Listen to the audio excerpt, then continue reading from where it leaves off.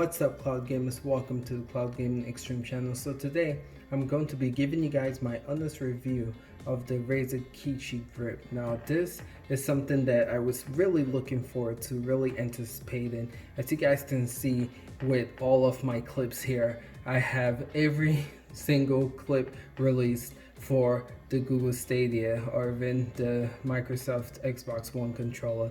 So I'm a grip fanatic, and I think that is probably the worst thing to happen to me as I do this review, because I have a lot to compare it to.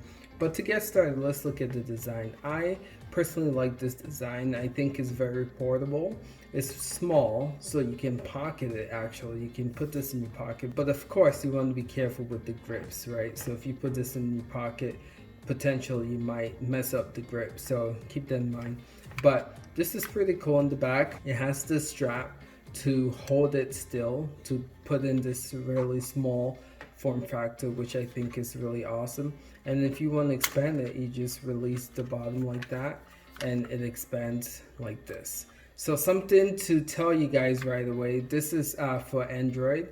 They have one for iOS, but I don't think it's released yet. But as you can see here, this is a USB Type-C, which is really cool. Should fit and work with most Android current phones, right? If you have an Android phone that has micro USB, it's probably not going to support it.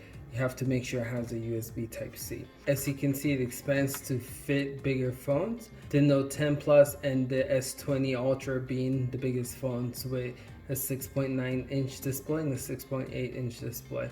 So come to the thumbstick. I don't mind it. Again, if you have used the Nintendo Switch, then this feels similar. Personally, I struggle with it. It's hard for me to get proper headshots when I'm trying to play first-person shooter. I think they are too small, personally speaking. I love that they click in. That is something awesome. So if you're playing a AAA game that supports games, menu or games that click in, then this has that feature as well. The buttons, the D-pad is pretty solid as well. The thing that I don't like when it comes to this is the triggers. It feels really cheap. I can't stress that enough, but I don't know if you guys can hear that sound, but it feels really cheap. And I just wish that it would hug this more, kind of like make it more of a trigger. And I feel like that's what the Switch does really well. This was not designed well, and if you're playing games, you definitely are going to notice that. The top L2, R2 triggers are not the best fill-in triggers, honestly speaking. But overall, this is how you put it up. So I have my Note 10 Plus here. I don't know if you guys can see this, right? I'm not being crazy, but something to take into consideration, and I'll talk about this when it comes to the end of this review, of something that I really don't like about this, and I'll show you guys, is that this bends your phone. I'll talk more about this closer to the end of the review, but as you can see here, you guys see that little bend right there, right? This phone used to be straight. Because I use this phone to game when I use the Kishi, it is actually curving the phone. As you can see right there, you see that little curve right there? That's because of the Kishi. I did not have this before, but they call it bend gate. So if you're paying, this is a $1,200 phone, something to consider. You are actually curving and bending your phone when you use this. And I'm gonna again talk more about my cons, and that's a big one for me. But look at that, let me see. You see how it's not straight, how there's like a dent in here. Alright, so don't want to talk too much about that, but let me show you guys how you put this in. So it's pretty simple. You put it in like this, and you put it in like that, and that is it. You are good to go, Viola. You guys saw that blue thing that popped up here? It just notifies you that it's ready to go. So once you do that, this is what it looks like, and it's a pretty solid device. It's pretty solid. So next I want to talk about how does the Kishi perform. And I have to say, it takes a little bit to get used to it. when I first got it, I was trying to push buttons and the accuracy wasn't there. I feel like this controller is very well crafted to where the triggers feel really good, and you can be really accurate with first person shooters. And I was noticing right off the bat that I couldn't be as precise with the headshots with this. But I think the more you play it though, the more you get used to it. But if you're trying to be really competitive, it's kind of difficult to do that. I'm in a really difficult place with this game, so I might die several times. This is me trying to get some headshots, and as you guys will see here, rather difficult to aim high, shoot. You see me missing a couple of times there. If this was my Xbox One controller, it's a lot easier for me to hit that. And again, the triggers are just not the greatest.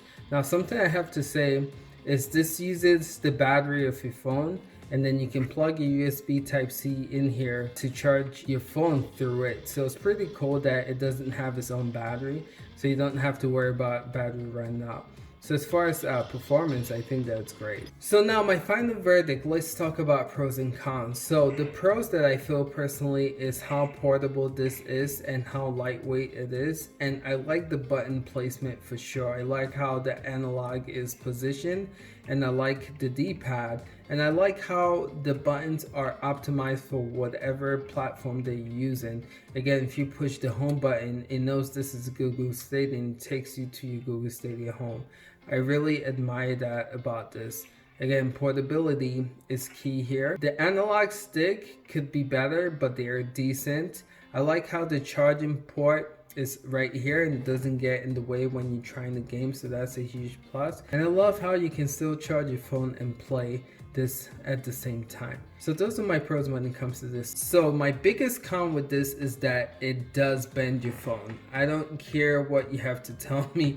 My phone was not like this until I turned this in. So you guys can see right there, this is a $1,200 phone, and it definitely bends your phone. Bend gate, if you want to call it that. So that's a huge one for me. The other thing that I don't like about this is that the trigger buttons don't feel that great. They actually feel pretty cheap, and I don't like that about it.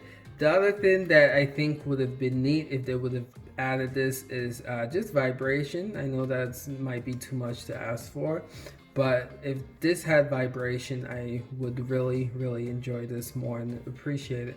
But overall, it's a solid device. Personally, I don't know how much longer I'm gonna use this, because again, if it continues to bend my phone like this, I don't know if that's a good thing, and I don't want to put my phone at risk. I'm gonna go back to using my Xbox. I'm probably gonna go back to using my Xbox grip and controller, because I feel like I can be more precise with that, and I feel like I can really take gaming seriously with being competitive. So that's all I have for you guys today. Alright fellas, that's all I have for you guys. Let me know if you guys plan on getting this. Let me know if you guys have any questions about this, and I will try to answer it to my best abilities in the comments below.